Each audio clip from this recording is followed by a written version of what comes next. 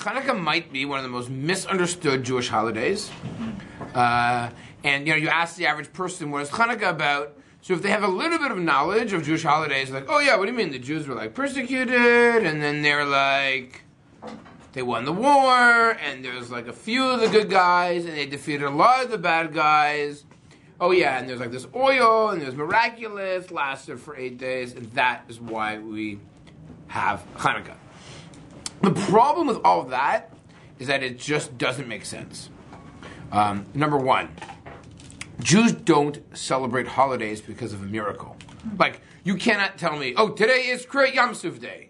It doesn't work that way. It happens to be the 7th day of Pesach, but there's no definitive miraculous event that ever necessitates and obligates a Jewish holiday, right? Shavuot isn't about some miraculous. No, it's the Zman Matan Toratenu, right? So there's nothing, especially if it's supernatural, right? Those things we just don't do. Welcome. So the question we have to ask, I have lots more handouts. The question we have to ask ourselves is, why do we celebrate Chanukah? Now, I'm going to prove to you this is an important question. It's not just Greenberg's question. I'm going to prove to you it's important because if you flip to source 19, jump to source 19. 19 asks, the Gemara asks, my Chanukah. It never asks, my Pesach, my Purim, my Shavuos, my Sukkot. No, it asks, what is Chanukah? Because it was shocking for the rabbis. Why is there a holiday called Chanukah? It doesn't make sense. It shouldn't exist. Next point. You want to tell, okay, we got the oil thing down pat. That's a strange. The second reason is, I don't understand. We're selling, okay, Chanukah really is all about, it can't be about the oil. You know what it's about? We got back control of the temple. We got back control of the Beis Hamikdash. Wow, that's amazing. Wait a second. You want to tell me that's a good enough reason for establishing a holiday? At the time, I get it. But why would I, in the year 2015, 2,000 years since the Churban, celebrate a holiday rededicating the Beis Hamikdash when we don't have it today? So it doesn't make sense to me rationally to say, oh, you know what this holiday is about? Rededicating the Beis Hamikdash. But we don't have the Beis Hamikdash today, so why would it be a holiday still? So there's something very strange about what's going on, right? And if you want to tell me, oh, no, military victory, it's okay. But that was nice, but 2,000 years later, we're kablooied. And they still kept Chanukah even after destruction of the second Beis Hamikdash, which doesn't seem to make sense. Why would you? So, rededicating the temple, winning the war, oil lasting for 8 days, none of those are good enough reasons to have a holiday of Chanukah. Yes? Sorry, ask away. Why wasn't a military victory? Again, because if you want to tell me there's a military victory, which could be enough for reason to celebrate, I get it, but 100, 200 years later, there's no temple anymore. It's gone. So the victory is all nice and dandy, but it was short-lived. And it's not going to explain Hallel, 8 days, right? Candles, right? It's not going to be able to justify such a celebratory week. At least I don't think so. Right? So why is Exodus from Mitzrayim worthy of a holiday? Okay, Yetziat Mitzrayim is the Geula. It's in the Torah, though, no? No, first of all, it's in the Torah, so I have no problem. I can't do anything about it anyways. But right, but you see, at least Pesach, I can say, God takes us out of Egypt. He's, you know what I mean? He's choosing us as a nation. He's bringing us. It's like getting the ball moving. Chanukah, it's nice, but it's like a bit of a hiccup, right? So let's go to the beginning. So what I want to do is I'm going to tell you my thesis, and then I'm going to have to prove my thesis. All right. Those of you that are in essay writing, right? That's right. Yeah, I'm going to tell you my thesis.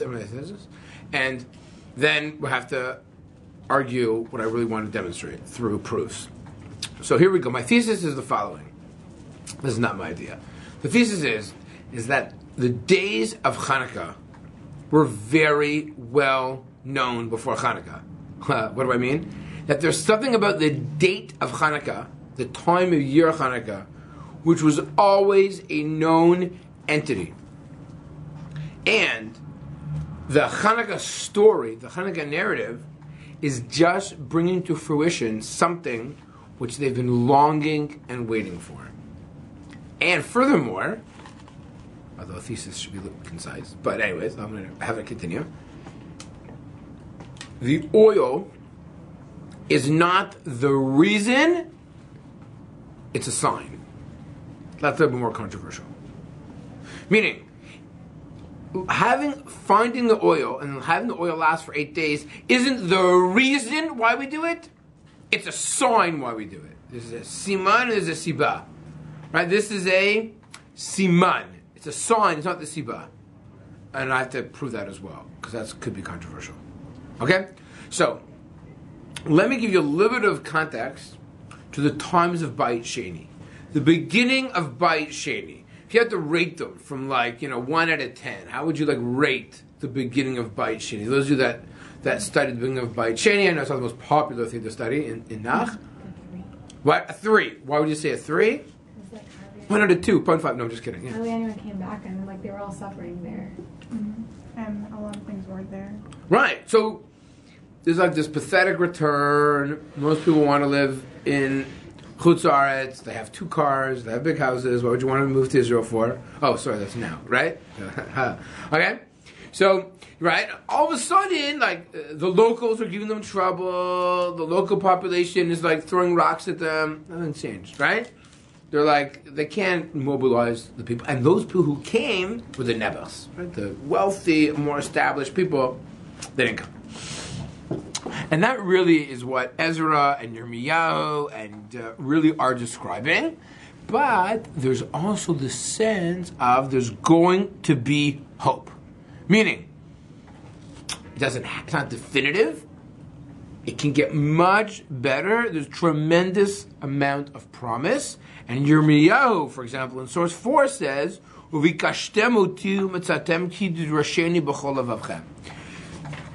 seen Field of Dreams?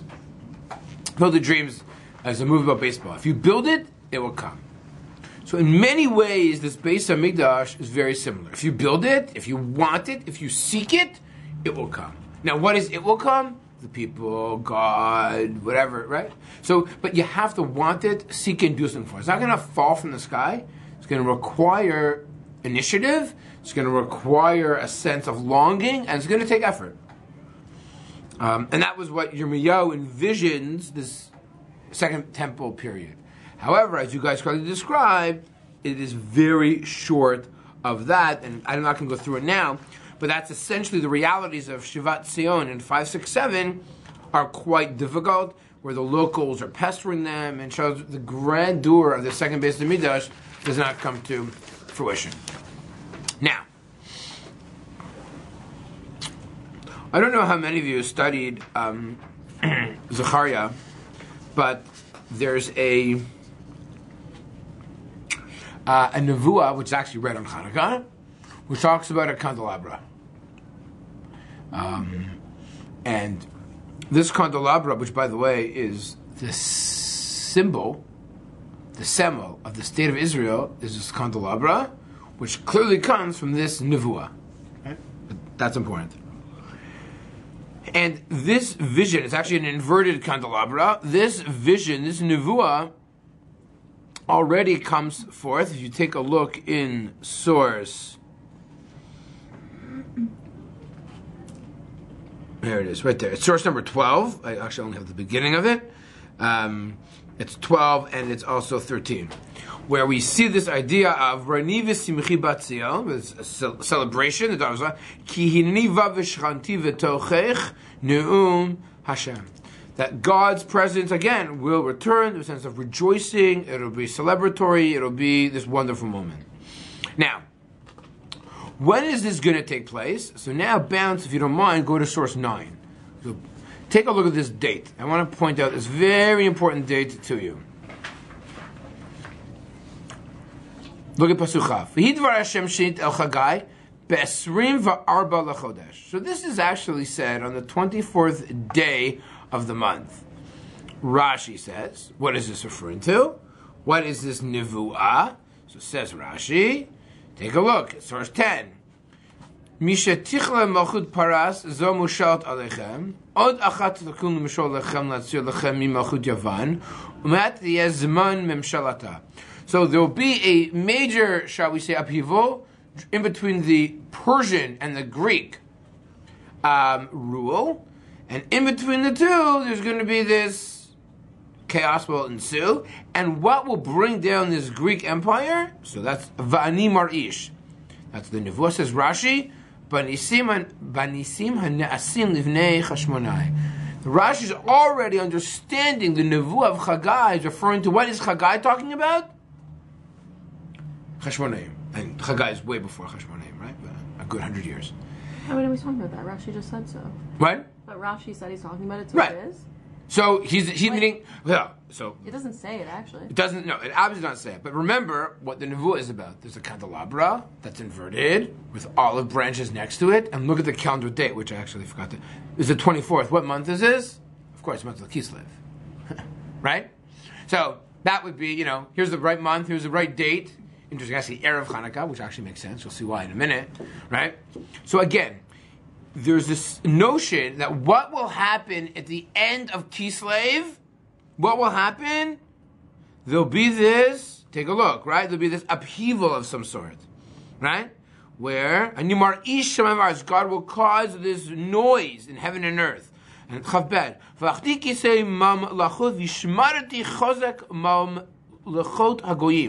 what will happen on the 24th day of Kislev? The foreign nations will crumble. I will flip over the chariots and the riders. I don't know if any of you have seen this before. This was super cool. I only discovered this somewhat recently. Anyone here been to the Arch of Titus? I didn't think so. Arch of Titus, someone showed me pictures from underneath the Arch of Titus. So you need to... the Arch of Titus has the most famous... What's the most famous image on the Arch of Titus that everyone knows about? Carrying out the menorah. Titus, he didn't lift his finger, his people etched in the Arch of Titus images. And what are the images? There's the menorah, and there's this rider and horses. And what's fascinating about it are all the images that were engraved on the Arch of Titus are all various visions from Chagai and Zechariah. Now, why is that cool?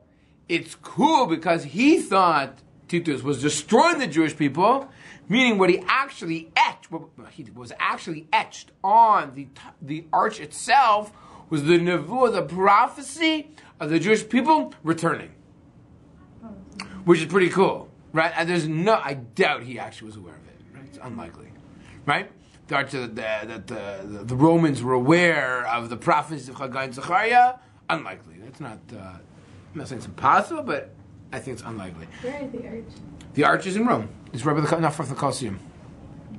So, there's a famous story of a big Rav who went to visit the Arch. He landed in Rome at like 2 a.m. He's a big Rav, and he made his driver go to the Arch of Titus.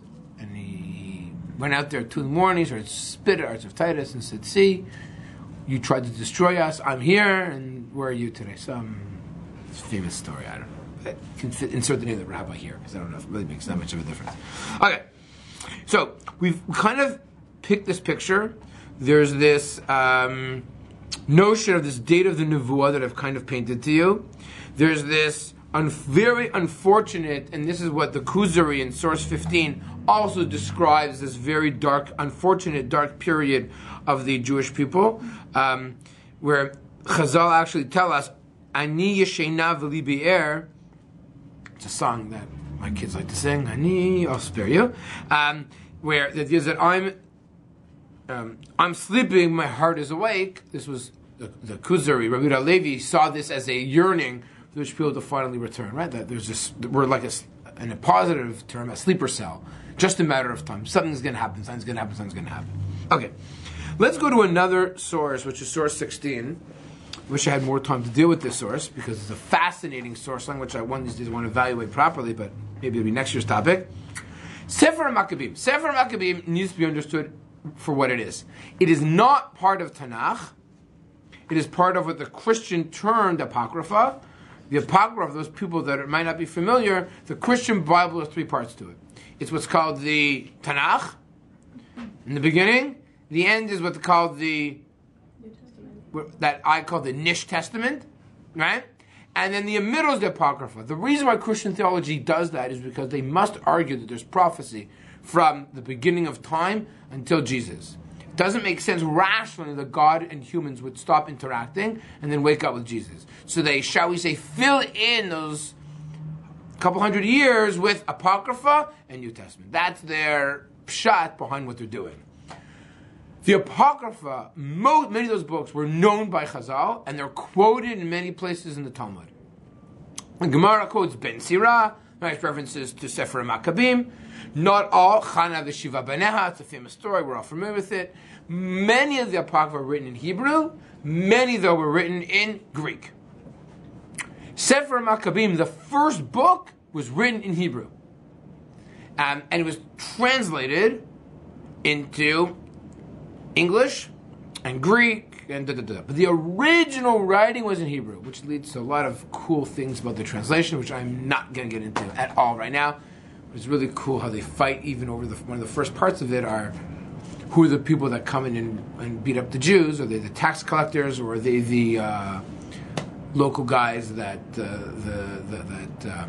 Yevanim hire to do the business for them? But anyways, I don't want to off topic. Sefer Maccabim, though, is a very good source.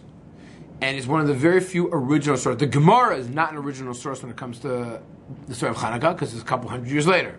This is not live, but it's probably written by some type of guy who was living at the time, or himself had a first-hand account of it. That's, scholars kind of debate a little bit about who actually wrote it, but we know that it's written by a Jew who lived locally. Again, I'm not saying it's prophetic, it's not the nevuah at all, but it's a very good historical source, and it has a lot of insight into what's going on.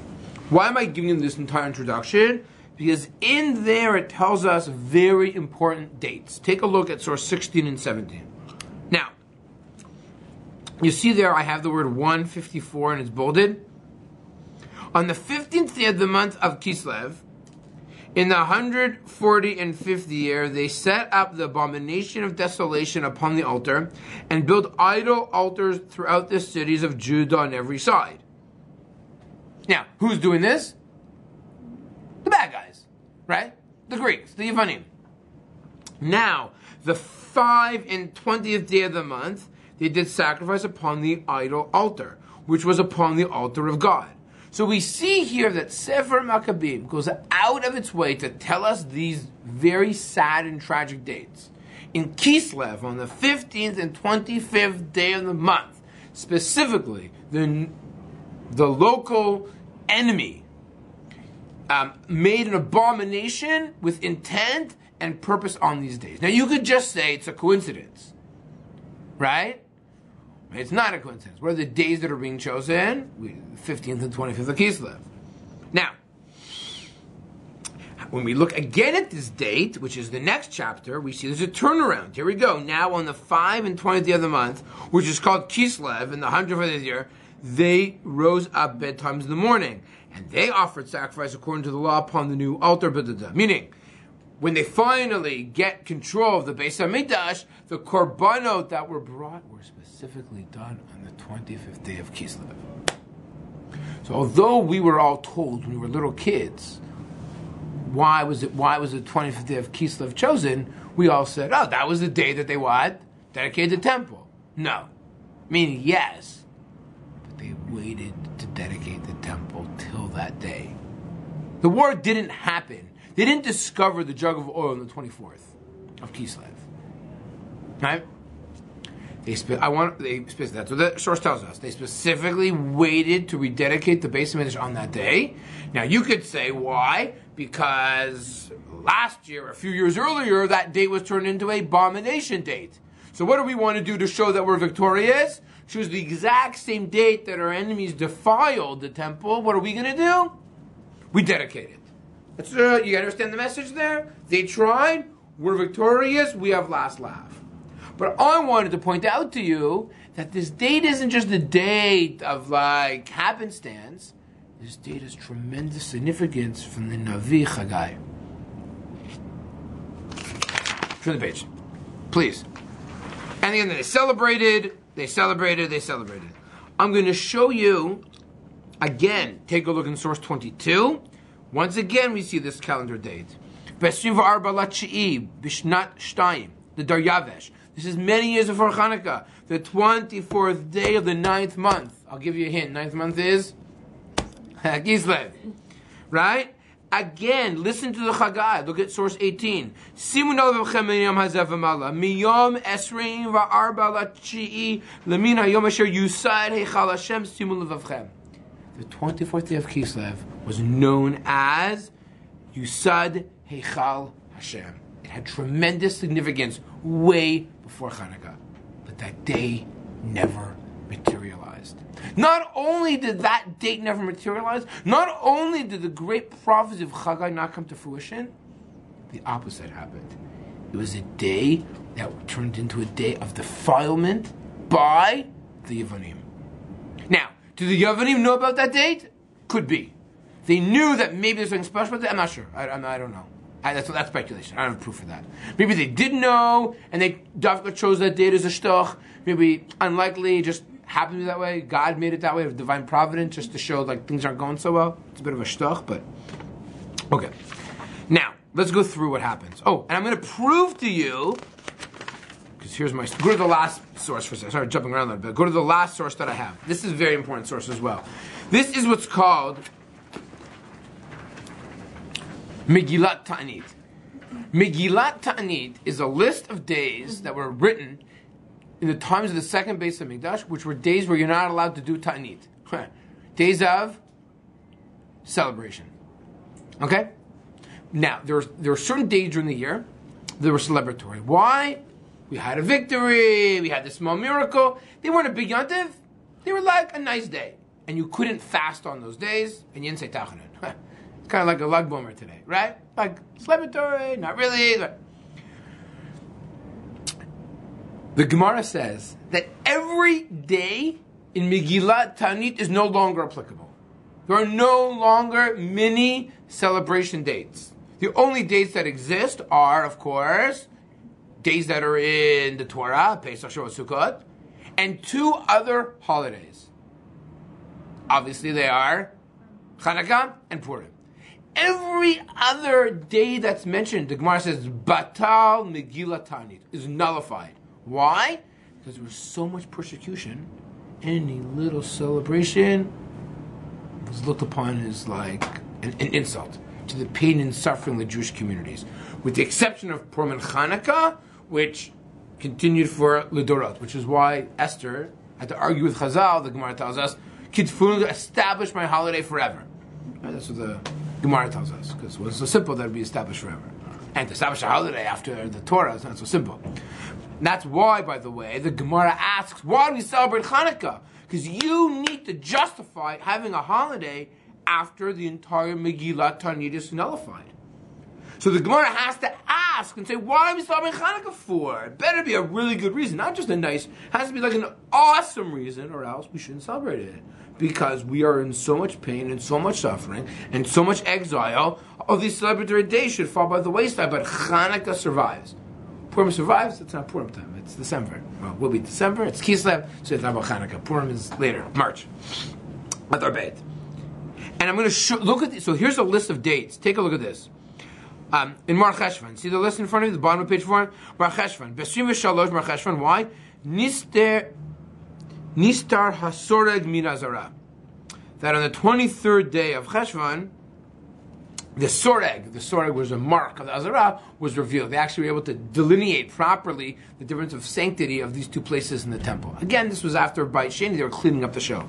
I'll give you another example. Besrim v'chamesh bo nichba shachamot shomron. The 25th day, the walls of the Shomron were reclaimed. That's not for our purpose.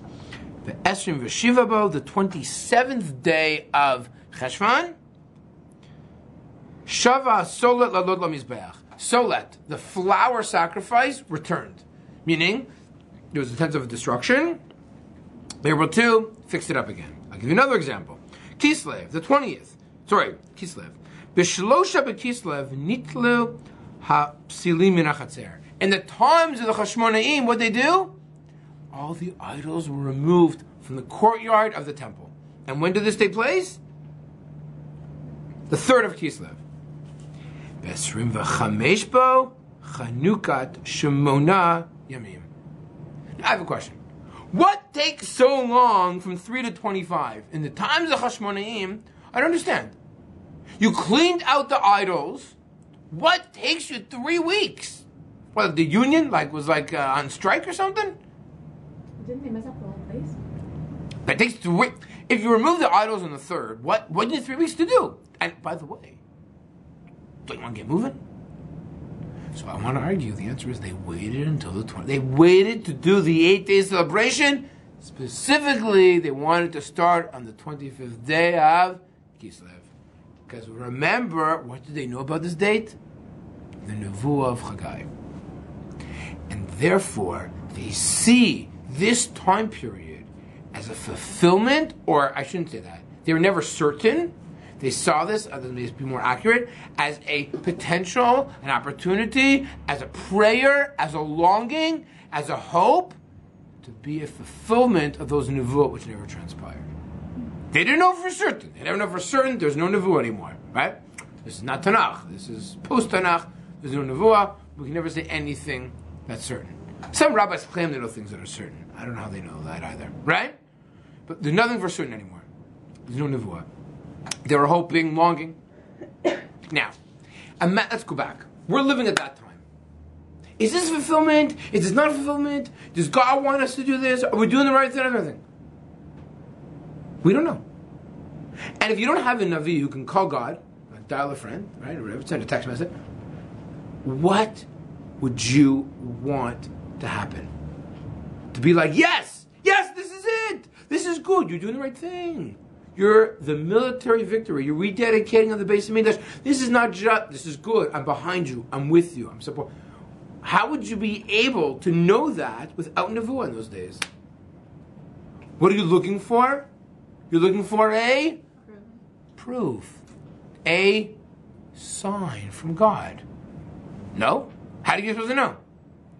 What's the sign now? The oil. Now, let's take a look. Turn, please.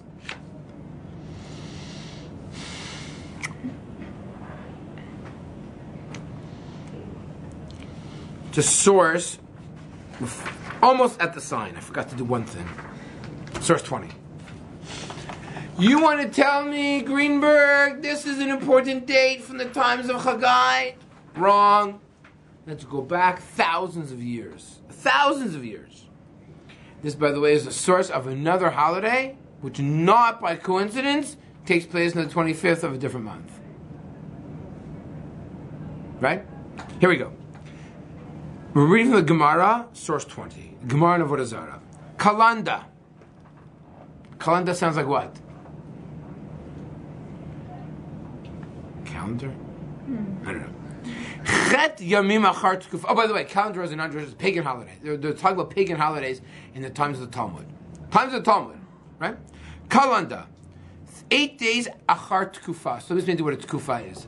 There are different Tekufot. There's what's called the winter solstice. That's basically December 21st, which means that what happens on winter solstice? That is the shortest day. So actually, it's not it's the shortest amount of total daylight hours. It is not correct to say that it is the latest time for sunrise. I know that because if you're a male, you're davening in shul, you got to wait till the beginning of January for the zmanim to get a little bit earlier. And people schwitz because it's so late they can't get to work because you can't even daven yet. And that's when people get very frustrated and waiting to daven. And all early minyanim have to be pushed off, and it's frustrating. For me, it's not so terrible. For other guys who have to get downtown, it's much worse. So, there's this pagan holiday, which is 8 days after the winter solstice. There's another story. There's another set of holidays. There's another solstice, Tkufa. There's also the summer solstice, and then there's called the equinox. Equinox takes place in the fall and in the spring. And those days are equal. Now, Now, why would these be pagan holidays?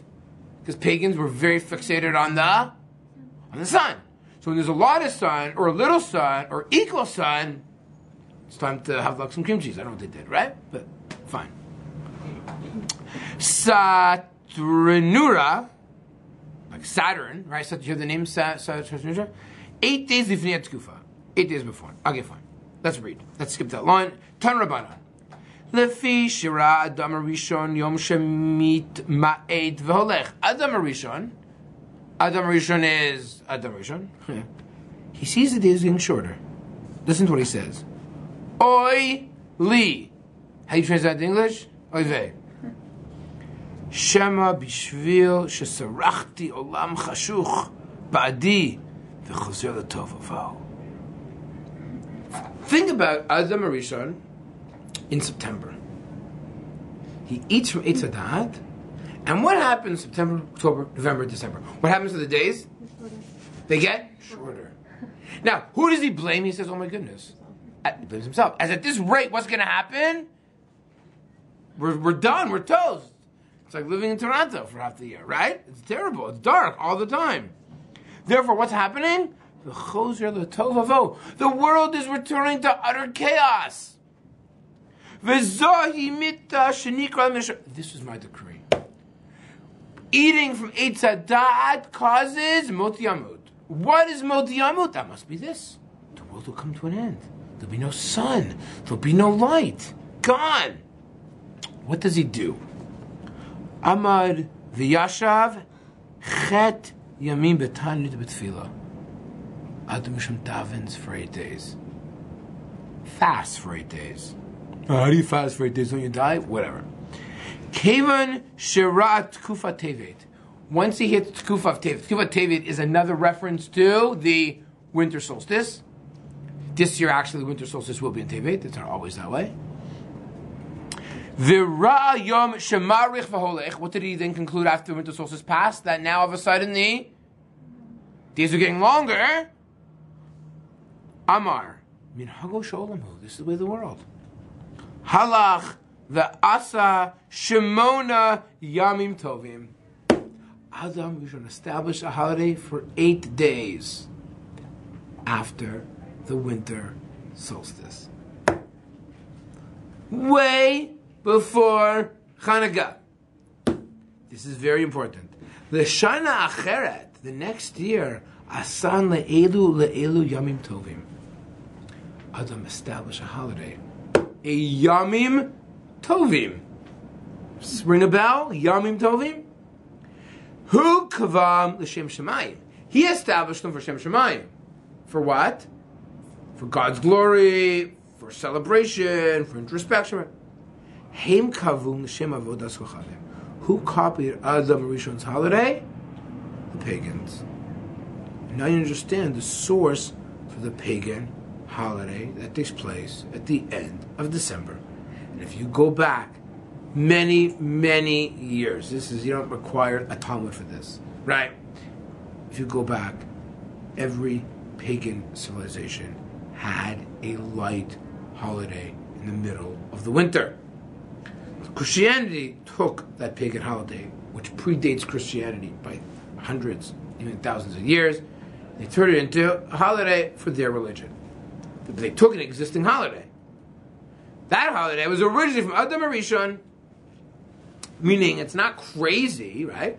We're also connected very much to the solar system and the world, and the sun have a tremendous impact on the Jewish calendar. We're not a purely solar, nor are we a purely lunar calendar, right? We're a combo of both. So what's interesting is, let's go back.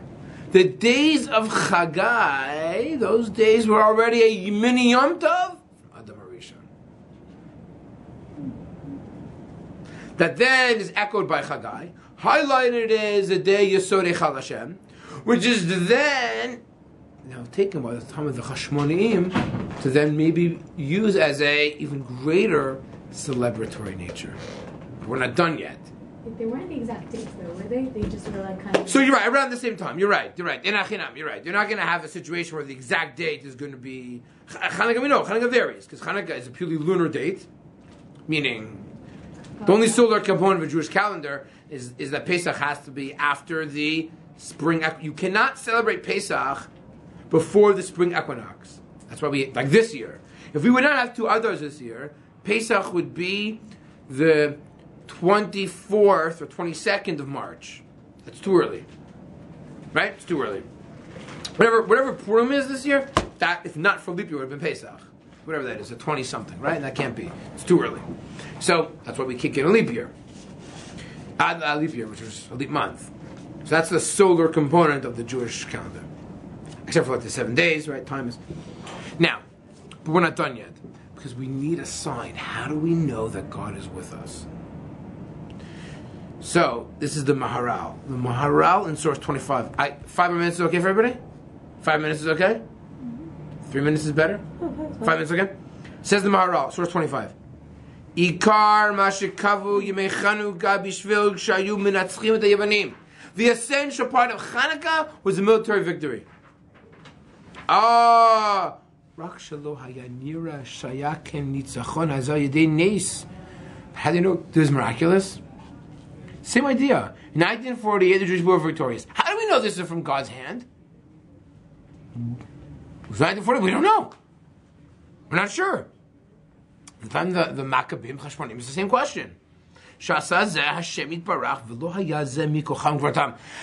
do they show that it wasn't just their own physical strength and might, that God was behind them?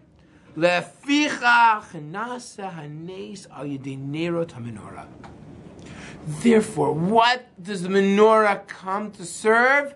As a sign that God was with them. Sheyadua sha'akol haya b'neis min Hashem yitbarach. V'chein ha'melchama shu min Hashem Yisrael haya min Hashem yitbarach. Says the Maharal, people misunderstand. It is the military victory that's important. But they need a sign. What's the sign? How do we know that God is with them? How do we know that these days, maybe it could be the fulfillment of Chagai? These are the days, perhaps, of celebration. Answer? We have the miracle of the Nisbach Shemen. But that's the sign, not a reason to celebrate. And the Aruch HaShulchan says the exact same thing.